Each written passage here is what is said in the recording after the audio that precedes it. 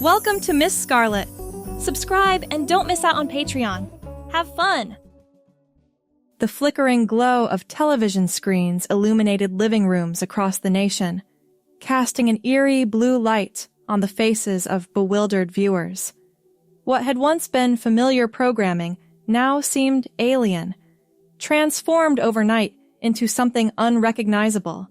On every channel, traditional gender roles appeared to have been flipped on their heads. Advertisements featured men in flowing dresses, applying makeup with delicate precision. Sitcoms portrayed stay-at-home dads fretting over laundry while their power-suited wives headed off to important business meetings. Even action movies now starred lithe male protagonists who solved conflicts through communication and emotional intelligence rather than brute force. In a modest suburban home, Jack Thompson stared at his TV in disbelief, remote control dangling limply from his hand. He blinked hard, wondering if he was hallucinating. But no matter how many times he changed the channel, the surreal parade of feminized male imagery continued. "Honey, are you seeing this?" He called out to his wife Sarah, who was in the kitchen preparing dinner. Sarah's voice drifted back, tinged with curiosity. "Seeing what?" "This weirdness on TV. Every single show and commercial, it's like..." Jack trailed off, unsure how to articulate the strangeness he was witnessing. Wiping her hands on a dish towel, Sarah entered the living room. Her eyes widened as she took in the scene playing out on their flat screen.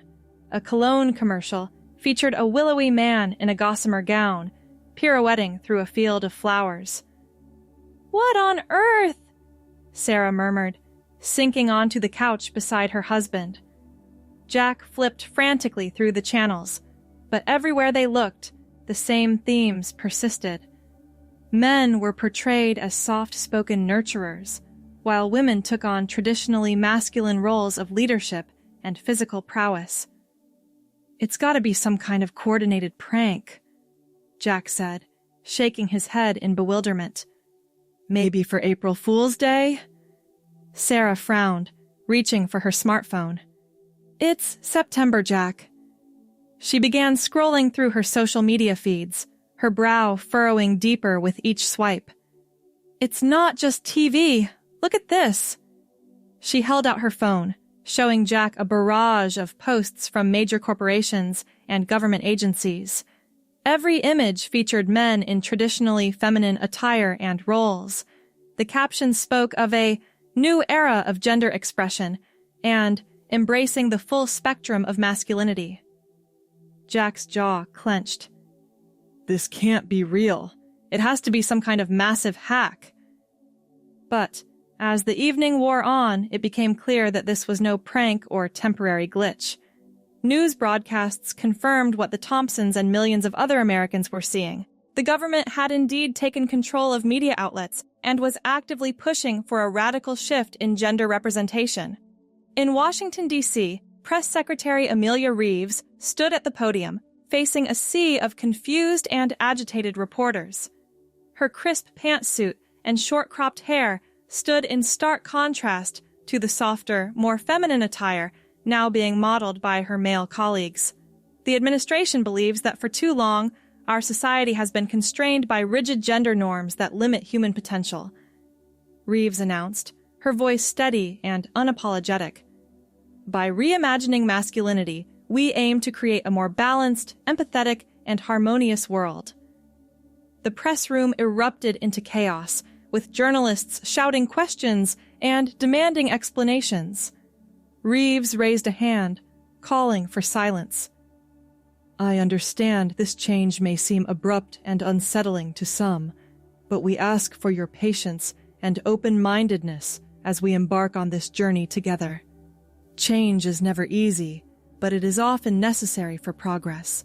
As Reeves continued to outline the government's plan for this cultural revolution, reactions across the country ranged from shock and outrage to cautious curiosity and even enthusiastic support.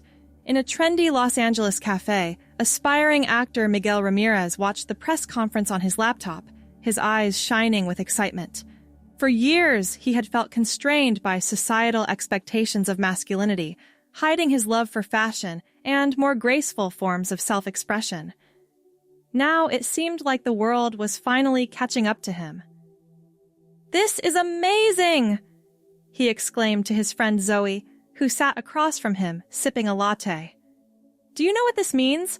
I might actually have a shot at landing roles now, without having to conform to some macho stereotype."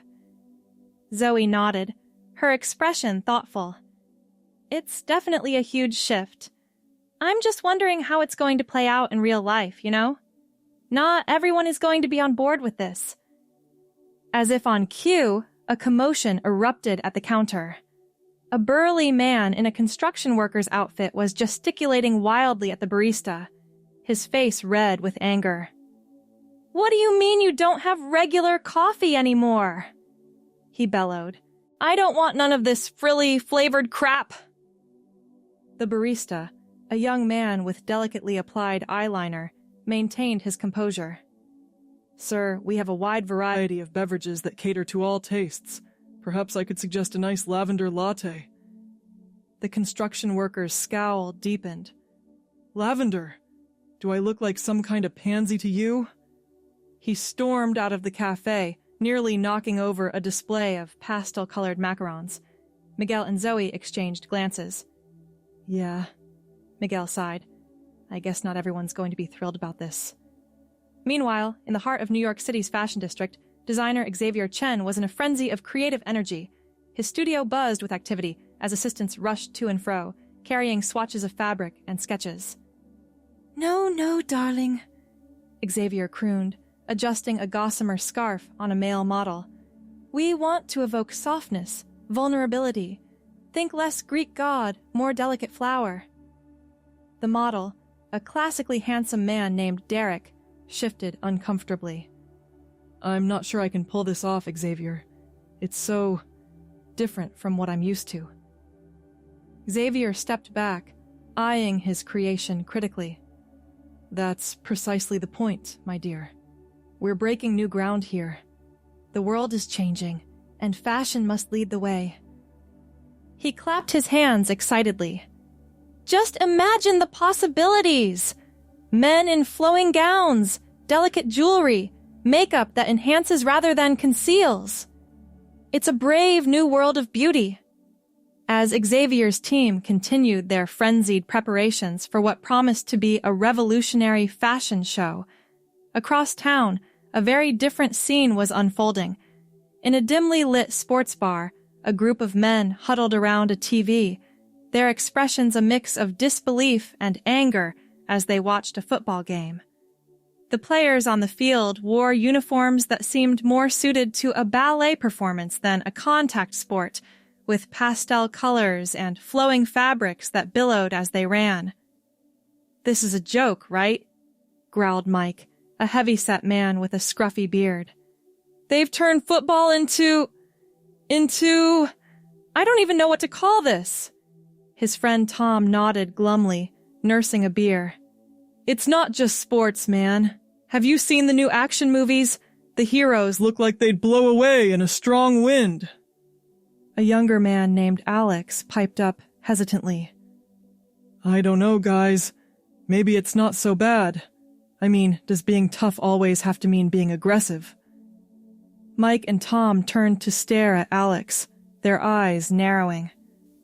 "Don't tell me you're buying into this crap," Mike said, his voice low and dangerous. Alex held up his hands defensively. "I'm just saying, maybe we should give it a chance before—" He was cut off by the sound of shattering glass. Mike had slammed his beer bottle on the bar, sending shards flying. "Give it a chance? They're trying to turn us into a bunch of sissies, and you want to give it a chance?" The bartender, a tall woman with short-cropped hair and muscular arms, stepped forward. "That's enough," she said firmly. "If you can't control yourself, you'll have to leave." Mike glared at her, then at Alex, before stomping out of the bar, Tom trailing behind him.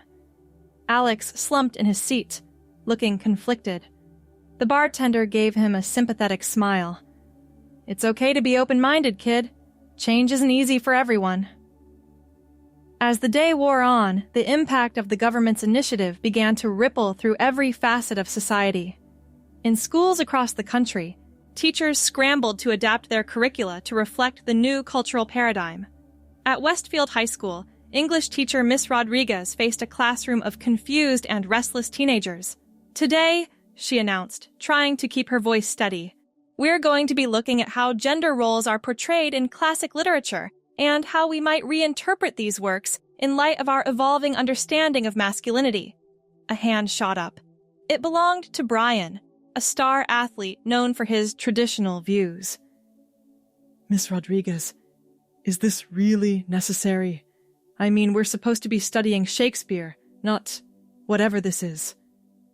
Before Miss Rodriguez could respond, another student, shy and artistic Jamie, spoke up. "I think it's interesting. Maybe Hamlet's problem wasn't that he was indecisive, but that he felt pressured to solve everything through violence when he really wanted to express his feelings." The class erupted into heated debate, with students passionately arguing for and against this new interpretation.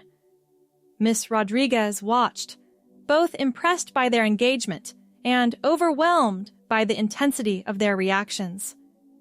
As the school day ended, students poured out onto the streets, their conversations a mix of excitement, confusion, and concern. Parents waiting to pick up their children exchanged worried glances, unsure how to navigate this new cultural landscape with their kids. In homes across the nation, families grappled with the implications of the day's events. Dinner tables became battlegrounds of ideology, with generations clashing over deeply held beliefs about gender and identity. The Thompson family was no exception. As Jack, Sarah, and their teenage children, Emma and Tyler, sat down to eat, an uneasy silence hung over the table. Finally, Tyler spoke up. "So, did you guys see the new Captain America trailer?" Jack's fork clattered onto his plate. "You mean that travesty where they've turned a symbol of strength into some kind of prancing peacock?" Sarah shot her husband a warning look. "Jack, please, let's not—" "No, I want to hear what Dad thinks," Emma interjected, her voice sharp. "Because personally, I think it's refreshing to see a male superhero who's not just about punching his way through problems." Jack's face reddened. "Refreshing? It's ridiculous! They're trying to erase everything that makes men... Tyler shrunk in his seat, pushing his food around his plate. "I kinda liked it," he mumbled. All eyes turned to Tyler. Jack's expression softened slightly, seeing his son's discomfort. "Son, I just don't want you to feel like you have to change who you are because of some government mandate." Sarah reached out, placing a hand over her husband's. "I think what your father means is that we love you, no matter what. This is all very new and confusing for everyone." Emma rolled her eyes. "It's only confusing if you're stuck in the past. The world is changing, Dad. Maybe it's time you changed with it." The tension at the table was palpable, a microcosm of the divide that was rapidly forming across the country. As night fell, the nation seemed to hold its breath, uncertain of what the coming days would bring. In bedrooms and boardrooms, on street corners, and in online forums, people debated, argued, and soul-searched. In the White House, President Eleanor Michaels sat at her desk, poring over reports of the day's events. Her chief of staff, Marcus Lee, entered the Oval Office, his flowing silk shirt a stark contrast to the power suits of previous administrations. "Madam President," Marcus said softly, "the initial numbers are in. Public reaction is mixed, to say the least." Eleanor looked up, her steely gaze unwavering. "We expected as much, Marcus. Change of this magnitude was never going to be easy. There are reports of protests forming in several major cities," Marcus continued, "and some conservative states are already talking about legal challenges." The president stood, walking to the window to gaze out at the Washington Monument, illuminated against the night sky. "We knew there would be resistance. but we also know that this is necessary for the future of our nation, for the world. She turned back to Marcus, her expression resolute. We will not back down. This is just the beginning. Tomorrow, we launch Phase 2 of the initiative. Marcus nodded, a mix of excitement and apprehension in his eyes. The entertainment industry overhaul? Exactly, Eleanor confirmed. By this time next week, every major studio, record label, and publishing house will be aligned with our vision. We're going to reshape the very foundations of popular culture. As the president and her staff worked late into the night, finalizing plans for their cultural revolution across the country, a diverse array of reactions continued to unfold. In a small town in the Midwest, local theater director Amelia Chen saw an opportunity in the midst of chaos. She had always pushed the boundaries with her productions, often facing resistance from the more conservative elements of her community. Now, with the government's backing, she felt emboldened to pursue her most ambitious project yet. Amelia stood before her troupe, her eyes gleaming with excitement. Ladies and gentlemen, in light of recent events, I've decided to make some changes to our upcoming production of Romeo and Juliet. The actors exchanged curious glances as Amelia continued. We're going to flip the script literally. All traditionally male roles will be played by women, and vice versa. But more than that, we're going to reimagine the entire story through this new lens of masculinity. There was a moment of stunned silence, followed by a burst of chatter. Some actors looked intrigued, others skeptical. But, Miss Chen, protested Derek, who had been cast as Romeo, how am I supposed to play Juliet? I don't know the first thing about being, well, feminine. Amelia smiled encouragingly. That's the beauty of it, Derek. We're all going to be exploring these new concepts together. It's not about adhering to old stereotypes, but about finding a new way to express vulnerability, love, and yes, even strength. As the theater group began to tentatively explore their new roles, across town, a very different scene was unfolding at the local gym. The owner, former Marine Jack Reeves, stood before a group of his regular clients, his face set in grim determination. All right, listen up, he barked. I know things are getting weird out there, but in here, nothing's changed. We're still about building strength, discipline, and character. A younger man in the group spoke up hesitantly. But, Jack, what if we want to try something different? Like, maybe yoga or dance-based fitness? Jack's eye twitched slightly, but he took a deep breath before responding.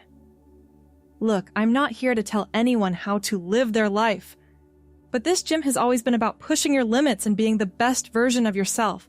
That doesn't have to mean bench pressing your body weight, but it does mean challenging yourself. He looked around the room, meeting each person's eyes. If you want to explore other forms of fitness, fine. But do it because it makes you stronger, not because someone else is telling you it's how you should be. As Jack's clients digested his words, some nodding in agreement, while others looked uncertain, the ripples of change continued to spread across the country.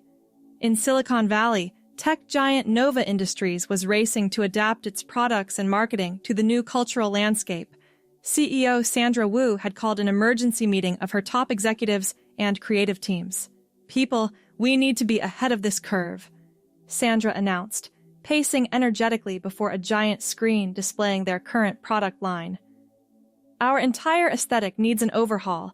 I want our devices to appeal to this new vision of masculinity without alienating our existing customer base.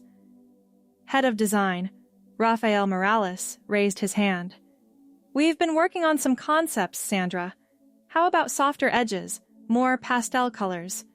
We could introduce customizable skins that allow users to express different aspects of their personality. Sandra nodded approvingly. Good, but let's take it further. I want our AI assistants to be reprogrammed with a range of voice options that break free from traditional gender norms. And our apps? I want to see more focus on emotional intelligence, communication skills, and cooperative gameplay rather than just competition. As the meeting continued, Ideas flew fast and furious. By the end of the day, Nova Industries had outlined a complete reimagining of its product line and corporate image, poised to lead the tech world into this new era. Meanwhile, in the world of professional sports, the changes were met with significant resistance. Locker rooms became battlegrounds of ideology, with teammates divided over how to respond to the new mandates. At the training facility of the Chicago Bears, head coach Marcus Johnson faced a team in turmoil. Star quarterback Ryan Foster stood before his teammates, his voice rising in anger. "This is bullshit," Ryan shouted, gesturing at the new uniforms laid out before them, redesigned with softer lines and pastel colors. "They can't just come in here and change everything we've worked for." Coach Johnson held up his hands, trying to calm the situation. I know this is a lot to take in, guys, but we don't have a choice here. It's adapt or forfeit the season. Another player, rookie wide receiver Jamal Washington, spoke up. Maybe this isn't such a bad thing. I mean, who says we can't be tough and stylish at the same time? Ryan rounded on Jamal, his face flushed. "Stylish? This isn't a fashion show, rookie. This is football." Before the argument could escalate further, team captain and veteran linebacker Marcus Steele stepped between them. "Enough," he said, his deep voice cutting through the tension. "Like it or not, this is happening. We can fight it and tear ourselves apart, or we can find a way to make it work for us." He looked around the locker room, meeting each player's eyes. Maybe being tough isn't just about hitting hard. Maybe it's about being strong enough to try something new, to be vulnerable, to support each other through this change. A thoughtful silence fell over the team. Coach Johnson nodded appreciatively at Marcus before addressing the group. "All right, let's hit the field. We've got a lot of work to do if we're going to redefine what it means to be a championship team in this new world." As the day wore on, it became clear that the government's initiative was not just a temporary measure, but a comprehensive, long-term plan to reshape society. News outlets reported on a series of executive orders and proposed legislation aimed at enforcing and incentivizing the new gender norms. In Washington, D.C., lobbyists and activists from across the political spectrum scrambled to make sense of the rapidly changing landscape. Conference rooms and coffee shops buzzed with heated discussions and frantic strategizing. At the headquarters of the National Organization for Men's Rights, President Howard Benson faced a room full of agitated members. "This is nothing short of an attack on masculinity itself," Howard declared, his fist pounding on the podium. "We cannot stand idly by while the government tries to emasculate an entire generation." Shouts of agreement rose from the crowd, but a voice of dissent cut through the noise. It belonged to Kevin Chang, a younger member of the organization. "But isn't this an opportunity?"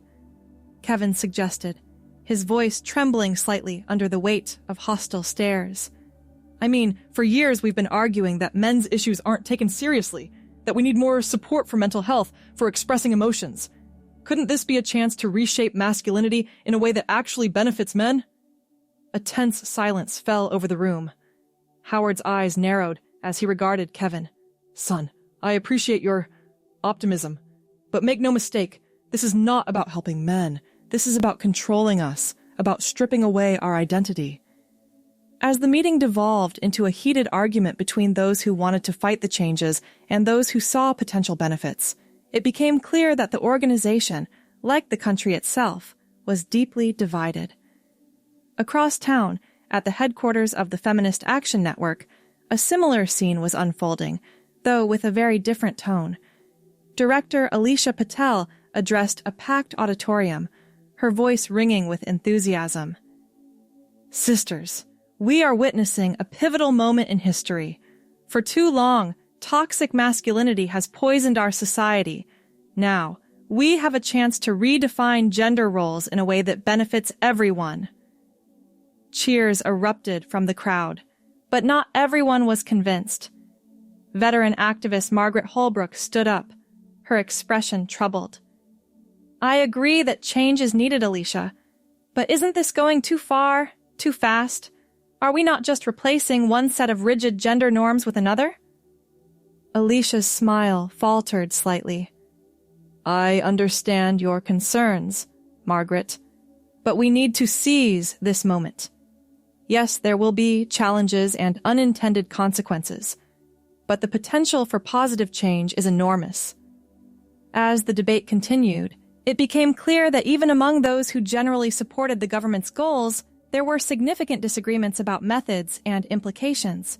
In newsrooms across the country, journalists grappled with how to cover this unprecedented shift in society.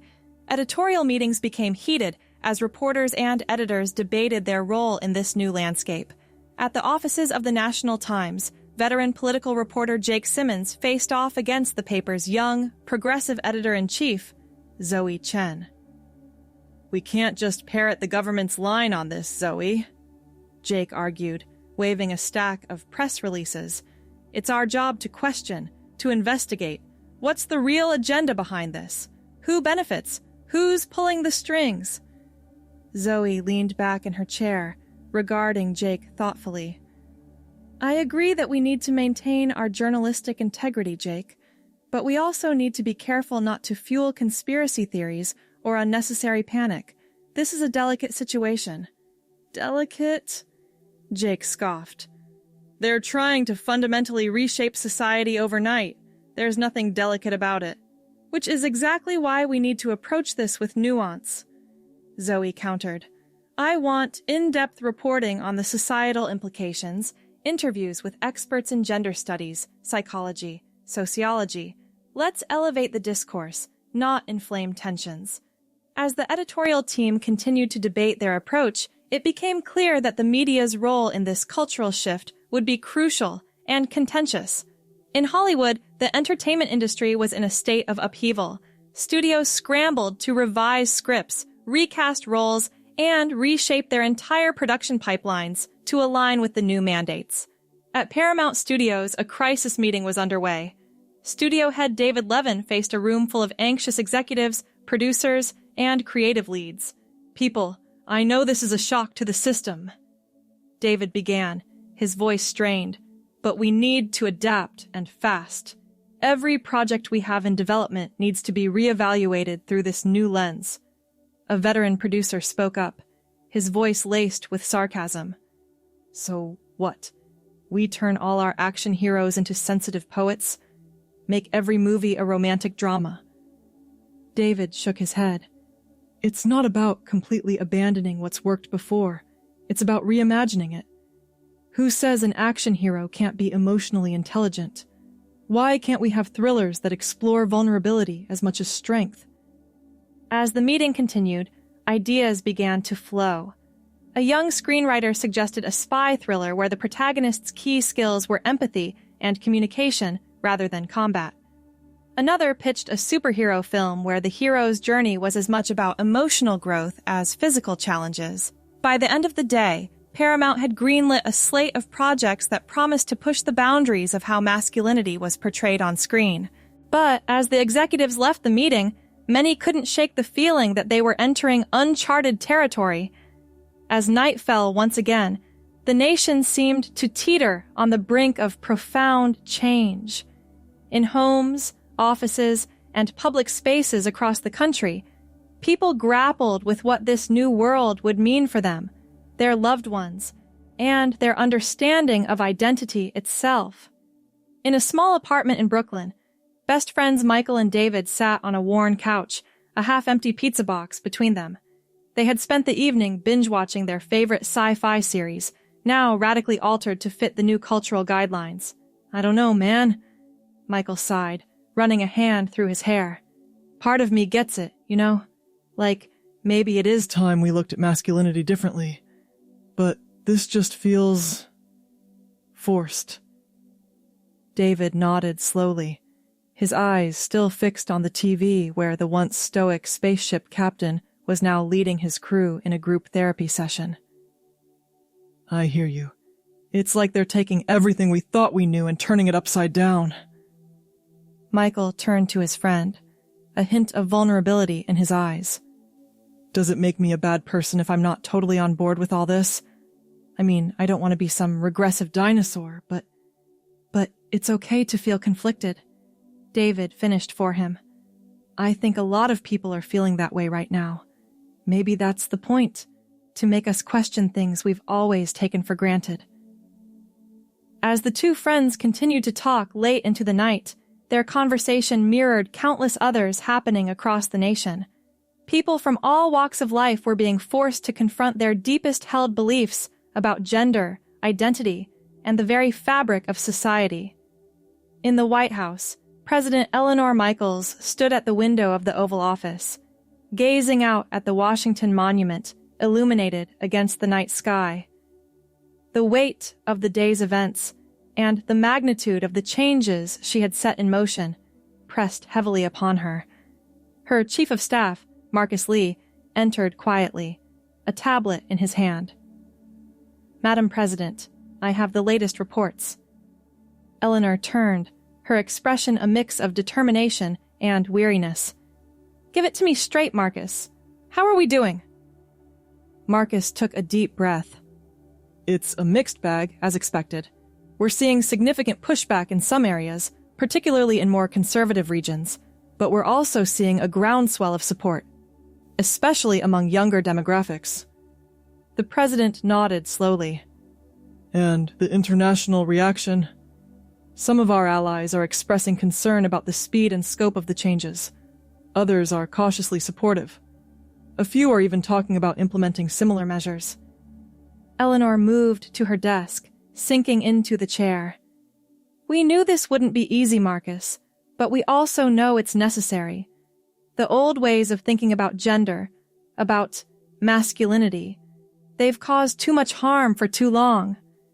She looked up at her chief of staff, her eyes blazing with conviction. "We're not just changing policies here. We're changing hearts and minds. It won't happen overnight, but we will see this through." As the president turned her attention to the mountain of work still ahead, across the country, millions of Americans prepared for another day in this brave new world. Some approached the dawn with hope and excitement, others with fear and resistance. But all knew that the world they woke up to would never be quite the same again. The sun rose on a nation in flux, its people grappling with questions of identity, equality, and the very nature of masculinity itself. The great experiment had begun, and only time would tell where it would lead. Thanks for watching, my girlies! Be sure to check out Patreon for more!